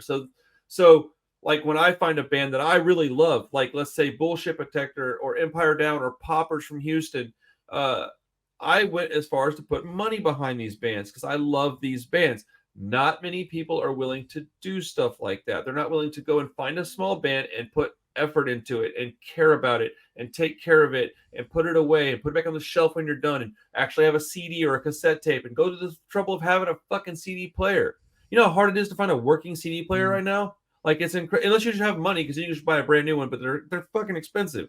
So to do all this is because I appreciate what I've got. And I sift through mountains of this shit now to find one good album. I've went through like 65 cold oi bands to find the 5 that I wanted to talk about on my video. Like, it's just, we're at a point now to where as far as music is concerned, that's the analogy, man. It's the rich kid now. You got so much of it, you don't have to take care of it. But back in the day, we loved it, man. We took care of every single piece of it. Absolutely. And I think, like, I remember reading the story of the Green Day situation with Rob Cavallo, and he was so burnt out, and I was like, that's so relatable. I think to us now, because now we have that exact thing that, like, a record label exec used to have to do. A record label exec used to have to go through all the demo tapes and figure out what was good and what wasn't. Now we sort of have to curate that, you know. Dude, I'm even more in, yes, because I own a label and I do this channel full time. Yeah, so like, I am both. Yeah. Okay, look. To anybody that thinks this is about you, it is not. If it's about you, I will tell you to your face. So this is just a general statement. I get sent so much bad music. So the thing is okay, how do I respond to that? I typically don't if it's really bad, because I just don't want to be rude to people. And if you're working hard on making music, I just don't want to crush people, man. I'm not into that. But there's also a thing. I'm pretty certain that a bunch of it is just young people that are it's easy to make music these days. That's not necessarily a good thing. Like, it is a good thing to a degree, but there's also a cost to that. Is that you got all these people that think that they're musicians now that aren't, and they're sending me like bullshit demos of stuff, and I'm like, would you stop sending me 10-minute jam sessions of something and calling it punk, and it doesn't have nothing to do with punk lyrically or sonically or anything? Like, stop. Just because I like punk rock doesn't mean tell me what it is. I might still listen to it. I'm listening to a bunch of Northern Soul right now. You got some kind of cool, like, old-timey R&B song that you're writing? Let me hear that. I'm interested, but don't lie to me about it. But everybody's writing music now. Everybody's making their own music now. It's exhausting, man. It's exhausting. But I love it, though. It's exhausting. I'm not complaining. I'm just more or less venting. It's just like, yeah, man. It's just more. It kind of hits you when you, like, of what a different world, like, because, like, I don't think, like, we live in, like, the future necessarily, but then sometimes I do think about 20 years ago, and oh yeah, we totally do. Like, it's just, dude, a different world. Look what I can do with this. The shit I can do with this is mind-blowing. We're talking about these people who are pretending to be rock stars. You and I are literally playing radio DJ right now as we're criticizing these other people for doing it. While I understand what you're saying, I would say that we are better at that than they are at what they're trying to do. Yeah. And we have a little bit of formal training at it and that kind of thing. But still, I think conceptually it's still open. The internet, though, and all that did open that same sort of gate for us, though. I mean, there's 1,000,003 podcasts now. I mean, that's why we get 300 views instead of 3,000, because there's so many to choose from. So, I mean, I think and that's okay. Good. We're pretty good, though, relative. I think we do well. Our numbers are good too, in my opinion, especially for the size of audience that we've got, and the fact that we're a niche subject anyways. So, if we were getting 300,000 views a video, I would wonder why. I would be like, hold on, something's wrong. I'm offering perks. That's what's happening. Right. Feet photos. Yep. Yeah. So all right, fellas, if that's what you're into. No guarantees on quality, by the way. Just literally my feet. Speaking of, like, coercing people into subscribing to your channel, man. You know where I'm going with this? No, but what a segue. Have you heard about Mr. Beast, bro? Is he one of those kind of guys too now? I've always thought that he was kind of a weird guy, right? Oh, and no. I don't know what is going on with him, but his buddy that is a trans woman, there's a lot going on with her. Oh, no. Oh, dude. The Mr. Beast empire is exploding and blowing up. I think the end has come. I always thought that it was really odd at how famous he really was and how popular he really was, and there was nothing he did that was weird. I was like, I don't believe it. And I don't even care either. I'm not even judging him, dude. The stuff that they're trying to cancel him for, in my opinion, is kind of like, I don't really have an opinion on it. I think it might be a little bit of stretching, because I don't know that he was actually doing anything. But the friend was. And the friend was doing stuff that you can't do. So I'm not going to elaborate, because I just don't want to get my video demonetized or age restricted. Is more important than demonetization. But yeah, man, weird world out there, dude. We live in a strange time. All I ask is that you come by and listen to some quality content. I'm not going to give you nothing else except, input on the channel if you're a patron member, and then you'll be on the Discord. Other than that, it's just quality content as far as I can make it. Yeah, and no candy bars either. I don't think. Bro, that guy's candy bars used to be like marketed as like considerably better for you than Hershey's, and then about 8 months into making them, they realized they weren't selling enough because they didn't taste as good. So they started making them like Hershey's bars, but they never pulled back on the marketing. I don't like the guy, man. I don't trust what he's doing. I think he's full of shit. Yeah, and Yeah, my kids want those damn candy bars every time I go to the store, and they're I'm sure they expensive. do. So yeah, Yeah, that's my beef. my kids don't get them. I don't let them have them. I bought them one, and then when I found out about this, I was like, all right, no more of that. My kids also don't watch Disney. We don't let Disney in the house. They can watch like horror movies because, Mm, I owned a horror shop. They were just kind of around it a lot. yeah, It's a little different. But like Disney, I think is a pretty evil company. Anyways, Bad Religion, Stranger Than Fiction. yeah. Overall, pretty great album, honestly. So okay, this is my opinion on the album. Uh, Objectively, I'm gonna say it's like an 8 out of 10. It's pretty good. There's enough like lulls for me to not go higher than 8. yeah. But like subjectively, I'm gonna go like 6 or maybe 5.5 because half of it I don't care about. The Mhm, only issue is that the half that I care about is so fucking good that like I'm like wrestling with how to say it. You know what I'm saying? mhm, So I'm actually gonna go. I'm gonna go 6.5. I'm gonna go 2/3, just because I think that it deserves 2/3 subjectively because the strong songs are so strong that they're stronger than half. They're just mhm. good. They're really really solid songs. But objectively, I'm gonna go like an 8. There's some room for improvement here in my opinion. I don't know how popular this album is within the Bad Religion community, but It's I think it's a good album. polarizing. Yeah, it's polarizing, and Okay, that it's doesn't not surprise me. I guess. super okay. So it's kind of weird because again, it is their major label debut, which Right. automatically just means it's a polarizing album in that kind of way. And I think it's polarizing because it doesn't really stray much from, if anything, Generator and Recipe for Hate were more experimental than what this was. And Okay. this was, if anything, they kind of got back to a little bit more similar to what Suffer and Against the Grain and that kind of stuff Okay. was going for, which again is atypical. I think when you uh, when you go on a major label.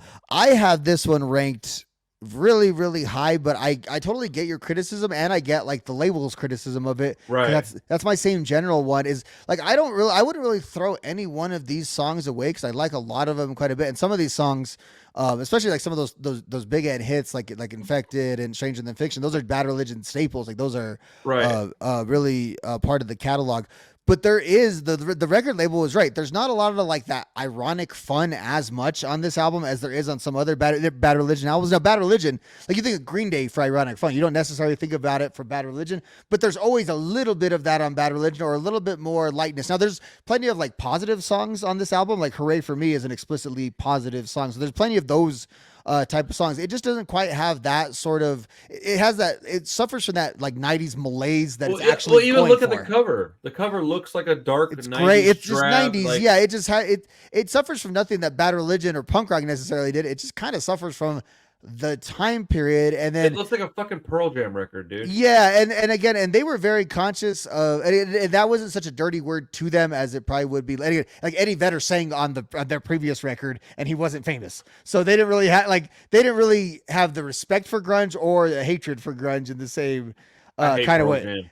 I want to be very much on record saying that Pearl I Jam know you fucking do. sucks. It's funny because you talk about like this time period. Graffin talks about he was it was before he switched to his other degree. He was almost getting his master's in geology, which required him to dress in flannel and long shorts and all these. He says so. People thought I was the trendy singer of the rock band who was dressed as a grunge man. I was really just a nerdy scientist, and that was sort of the standard issue of That's awesome. what we had to wear. Yeah, so that grunge album, which I don't hate it, and I think they do it very well. And I'm not as anti-grunge as you are. I do think, though, I do prefer punk over grunge because punk has sometimes a little bit more of that, like even like a song like American Jesus is somewhat lighthearted or ironic in the way that does exist on Stranger Than Fiction. But I like a hair of it more now. Damn. It I would is, never consider that lighthearted. yeah, I have a weird sense of humor. I get it. But it is though. I have trouble always categorizing this album because I think, well, it's not as good as the Epitaph run, but that's not exactly true. I would say it's not as good as the second, third, and fourth album of Suffer, No Control, and Against the Grain, because I think that's really like the Bad Religion sound. And Right. there's big songs in Generator and Recipe, and this one as well. They just feel to be just not as first, I guess. So they have that sort of distinction. Now, here's the thing: Brett didn't tour on this album. It's still a Brett album. Bad Religion declined in the 90s, not necessarily because they went to a major. They declined because they lost half of their coaching staff, basically, where they lost their producer and their songwriter in Brett. So Greg wrote many of their hits as well, but that's one guy versus two guys and that's a a big producer. difference. That's just a huge part of the team. So I think those albums are very good. The rest of the albums they did on Atlantic are very good. They're just not. What other records came out on Atlantic? So they have the Gray Race, which is also very good. There's like hardly any decline. That was one, and then they have No Substance, which is just very low regarded. Like I can't even tell you a song on that one. It's and then like the TV on the cover. Yeah, it's like a TV, and there's like a lady on it or something? a hotline being called. Yeah. And then there is New America, which people don't. It's not very highly rated, but that's the one where Brett came back for one song. They produced it with Rick Ocasek from the Cars. Produced it with it. It's a very well done record. It had no juice behind it because it was the last record on their major label deal, so it didn't really get any pub. Before they came back to Epitaph with Process of Belief in 2002 and kind of reset the band. So I probably heard All Ages was the first thing I heard by them, but by the time I was able to buy records, this one was being promoted, and I think I bought this album, and that might actually be why I don't listen to them like a lot to this day. I think it's just a matter of like happenstance. I bought All Ages, really liked it, so I bought this one when it came out or when it was out or when available or being promoted or whatever, and I got home and was like, oh, this isn't quite as good as All Ages, which in all reality, All Ages is a compilation, so there's no way this album is going to be as good as All Ages, I don't think. Yeah, it's an unfair standard. Yeah. Correct. So I just got unlucky, and so if I go back and listen to Bad Religion, there's a smorgasbord of songs that I really like by them. I just generally don't go with full albums, Suffer being an exception to that. Yeah, and last week I had the same exact take on MXPX, so that's pretty common. It's funny though too, like there's a lot of you reminded me of something. So like guys like say like Lars and Tim loved Bad Religion, and there's a story that Greg tells in his book that he realized how much of a not punk rocker he was. That he knew that again, Lint from Operation Ivy was singing on their album. He was aware of that, but he didn't really know who any of those guys were. That's wild. So this guy with a mohawk introduced himself to him in like 1993 in the hallway. Hey, I'm glad to be on your record. You're my favorite singer. Graffin said I was being nice to him. I had no idea who it was. And then he went into the studio. He didn't snap. It was Tim Armstrong. And and Tim is Outcome the Wolves hasn't come out yet, but he's still in the world of punk rock. Would still be he was well enough known to be put on this album. But right. Again, you got to remember, Dr. Greg is the PhD student who's not really hanging. He's like 30 years old at this point, not in the punk scene. But so for him, he tells the story, and I kind of took it like, wow, he didn't know those guys, but I think he was more amazed like what influence that the band had already at that point. And again, like guys like Fat Mike, they love Bad Religion like so much so that they based a lot of their music off it. And then again, Bad Religion reemerges in the early 2000s. So my generation really loves them kind of as a Warped Tour band that was alongside when our NOFXs and those guys were on their Warped Tour run. Bad Religion is a peer with them. Your generation specifically has a little bit of, I wouldn't say an issue with Bad Religion, but Bad Religion kind of sold out on their watch. Or when they found punk rock, Bad Religion was a little more uncool. They were kind of what like maybe say like a Circle Jerks or somebody like that would be thought of as today as just a band from the past. They hadn't reset themselves and remade themselves as cool as they did in the early 2000s. So they do sort of have that. That's my very long-winded saying they have sort of like a stigma with a certain generation of fan that doesn't exist with fans like that are my age and younger, or that I think are a little bit older. I think your generation specifically has like reasons to not be so blown away by Bad Religion because they were an average band for I think a lot of the time of like when you always talk about liking music in 98, 96, finding a lot of music back then. Bad Religion's kind of at their music is good, but they're just kind of lame in that time period. I mean, I agree. I a lot more alternative kids liked Bad Religion than punk kids in my high school. So I remember that very vividly, actually. And that's interesting because I don't have a really recall for that, but that had to have been true because they weren't unsuccessful on Atlantic. Like they weren't a hit, but they were all the kids that liked, dude. Back when I was in high school, if you liked Nirvana, if you liked Green Day, if you liked even heavier stuff, Slipknot, Korn, you also liked Bad Religion. They were in that company, because they were on that major label. But punk guys were like, yeah, we like their old stuff, but this new stuff is a little watered down for us. Like I I remember those conversations not vividly, but like I remember that being kind of a theme, more or less, and Yeah. that's probably another reason why I didn't care for them that much. But it is what it is. They're a great band, obviously, right? Like they're Yeah, a and legacy act. there's such a trailblazing band that like these things that they did are not important probably for other bands, but because they did them, they have significance because they like all their moves very much shape the history of a lot of the stuff we listen to. So we have to always kind of take note of like even they did this thing and it was terrible, but it like also them not being on Epitaph probably, let's be honest, opened the door for bands like Bad Religion and NoFX to flourish the way they did as well because they weren't sharing Right. with the house band either on that label. So I think it was all good. Like I think Anti-Flag, even though we don't talk about them a lot more, they knew they weren't going to stay on a major, so they went in with the idea basically as this is sort of a contract for us. Let's get our money out of this. I'll be honest, that's the one band that I think is fucking wild that signed to a major. But with that logic, that kind of makes sense. Like if you're gonna be them and do it as sort of a mercenary to come in to and like they said, like they built their studio out of that. Like they had that as sort of a business sometimes plan. you can fight the system from within. I mean, Going look in at out. SLC Now, Punk. now, Bad Religion gave it a legit again, but they were only we think of them as old. They were like 28 when they made this decision to maybe in a world where again Eddie Vedder sang on your album and Pearl Jam's the biggest band in the world. It's probably not crazy to think your band might also be a huge band in that same stew. Like that could also happen to you very easily. It didn't for Bad Religion, but they were fortunate because they were punk, unlike another band that might have just come around and been a one-hit wonder and then faded away into major label obscurity. All those guys would have regular jobs now. Now the guys in Bad Religion have second jobs because that's who they are, but Bad Religion was able to maintain, I think, its fandom though because it did come from punk. So the guys like the Fat Mikes of the world, the Tim Armstrongs in the world, they did grow up watching that. So as soon as they came back to punk, they were back in punk and kind of widely accepted because the whole time, though, shout out to Brett, he never left. You know what I mean? Like he's still, maybe you didn't like him because you didn't like Epitaph or you thought Epitaph was corporate, but he was still there. So they kind of went back to him. So there's a lot in like the divorce of them. The divorce was amicable between the band and Brett. It was more Brett and Jay Bentley that got into like a personal argument, literally over he was an Epitaph employee and it was like it was something over like where he parked the forklift or something, like one of those things because you're in a band with someone and you're working with it and you've just spent too much time that's ridiculous with someone, and so that's where there was any real friction. But I do think though, like the change in Bad Religion had nothing to do, less to do with the label, way more to do with Brett Gurwitz instead donated all his talents to like the Descendants and Pennywise and all that. Well, yeah, when you lose a staple of the band, a pillar of the writing process like that, it's going to change. It just is. There's nothing you can do about that. You can't even if you try to mimic it, it still won't sound the same. Like Greg talks about it, like he got divorced in that time period. Ugh. All kinds of stuff happened. Like he was like,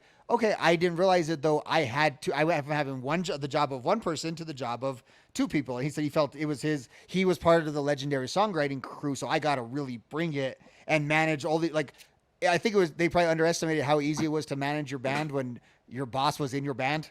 Technically, right. as was the case when Brett was in Bad Religion. You're on a major label. You are a commodity. Like there's a lot of business things, which I mean, part of why Greg moved to New York so he could be close for these interviews. And again, it's kind of a punk band that didn't fit in on a major as most of them do. But Bad Religion always has had a way of keeping themselves together enough, and kind of like they're still sort of around, and still what they pride themselves on is another band. And a lot of our punk bands, I'm really proud of our guys specifically.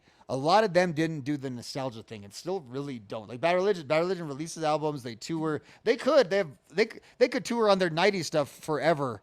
But these bands that we grew up on, they kind of don't want to. And it's a thing that I really appreciate. Even if I don't like their new stuff. Tired of it, to be honest with you. Well, good for them. Good for them not being tired of it, because a lot of other people. No, I'm saying I think they are tired of the 90s stuff. They're like, dude, I'm over it. I played it 1 million times. Well, especially these unless, okay, I understand the appeal of, I don't know, any band that like whatever it took to get like Slash and Axl back together to play those shows. Like if for that amount of cash, I kind of get that too. But these guys would profit if they just did the nostalgia thing as well. But these are also people that, like, we joke about it, but Brett's like a record label mogul, and Greg is literally like a PhD doctor. These guys have other pursuits. Why are they going to do Bad Religion for they got adulation and fame in the other parts of their life? They want to do it, but they still kind of want to do Bad Religion, which I think that, like, I love that Brett is still a member of Bad Religion, doesn't tour with the band and didn't take over Ian Baker's spot, but he still considers himself like he doesn't really write songs for other bands explicitly. If he writes songs, he's writing a song for Bad Religion because that is his band that he happens to be in. So obviously I'm a Bad Religion super fan. If you want critical Bad Religion analysis, find me like in a couple hours when I'm tired or something. I don't know, but it is genuine though. I do love and appreciate this band very. So I had the epiphany. Actually, I want to end on this. So as we were sitting there, and I was like, so Bad Religion's not my favorite band. They might be my favorite lyrical band. I think Really? I can declare that. Yeah. Wow. I actively dislike their lyrical I writing. know you do, but I think like I think they're great They've got songwriters. they've got enough that I enjoy, right? That I can't say that they're bad or whatever, right? But the way that they write lyrics, they just use too many big. I'm not in the punk rock for the intelligent side of it. I'm in it necessarily for like the arm in arm, rah rah rah. Like I want to listen to ole ole ole ole more than I want to listen to 16 syllable words. I just don't have any. And I understand that. So that's why I'm not saying that they're necessarily my favorite punk band or they write my favorite punk song, and they're one of them. But they're very intelligent and they write incredibly. But lyrically, I did like they're the only band that lyrically not the only band lyrically, but a band lyrically where I'm just like, I feel so not necessarily relatable to because I'm not a scientist. I don't feel relatable you're an educator, to it. and that matters. But I just it sort of resonates with even like their stuff when it's just like social commentary and not their sort of as like Brett calls it like because he said he wanted to make because both guys do it. I know like Greg's a PhD, but both Greg and Brett are kind of into that sort of way of speaking and stuff. But he said I know Brett said he wanted to get away from what he called thesaurus punk. Is what he called the first couple of things. But if you look at his songs, that's why his songs you can kind of tell whose songs are whose as the albums go on.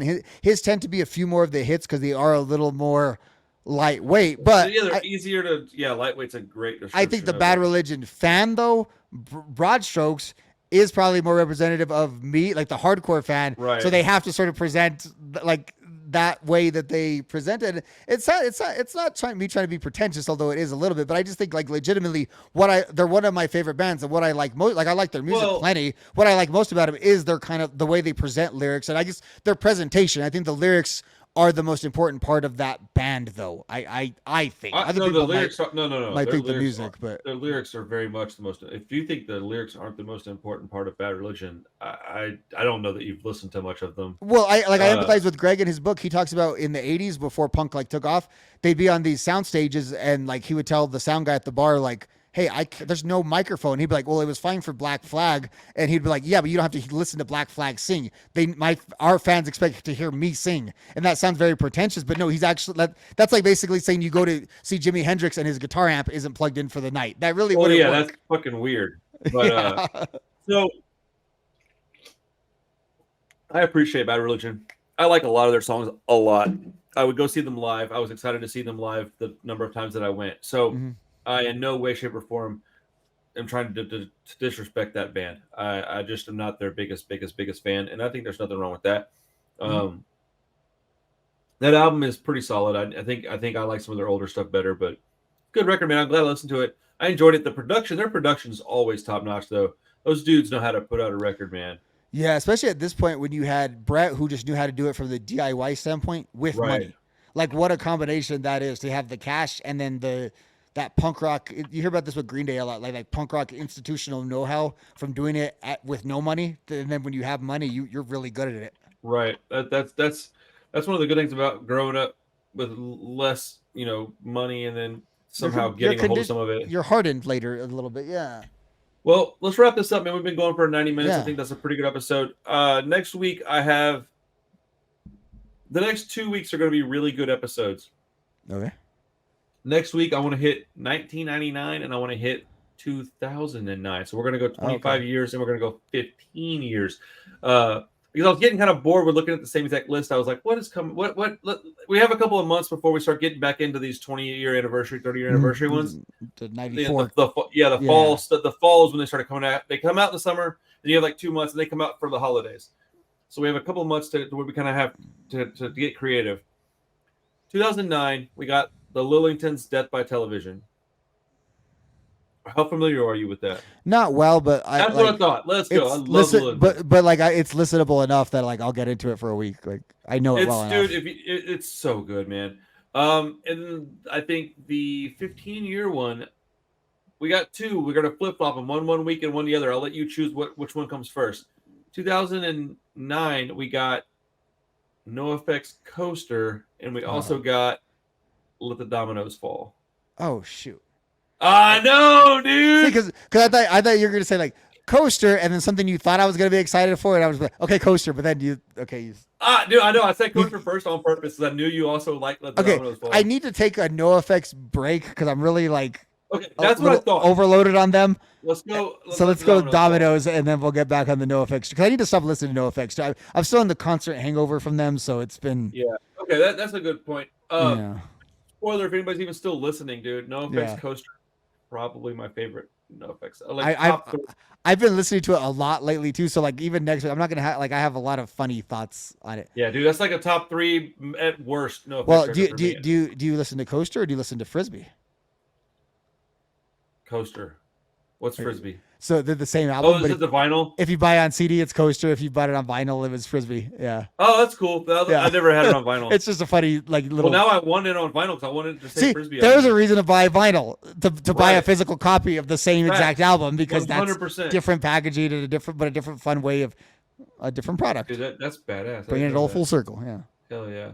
Well, everybody that's hanging out with us, thank you so much for your support. I appreciate it. Please like the video, subscribe to the channel, help us grow this community. We are at 6,200 subscribers now, dude. We are rocking and rolling, bro. That 10,000 is not that far away, which is kind of a banana statement. Wow. Isn't that crazy, dude? Yeah. Hell yeah, man. That Cold Oil video did really well, too. I'm very proud of it. Yeah, yeah. Awesome, man. Well, shoot, dude, get to work at school. I hope you have a good week this week. Yeah. Tuesday still okay? Yeah, yeah. Okay. Awesome, man. If anything changes, just let me know. Everybody else, have a great weekend, everybody. Love you guys, man. It's been a blast. I'm having so much fun. Look forward to more of this stuff with you crazy people. Peace.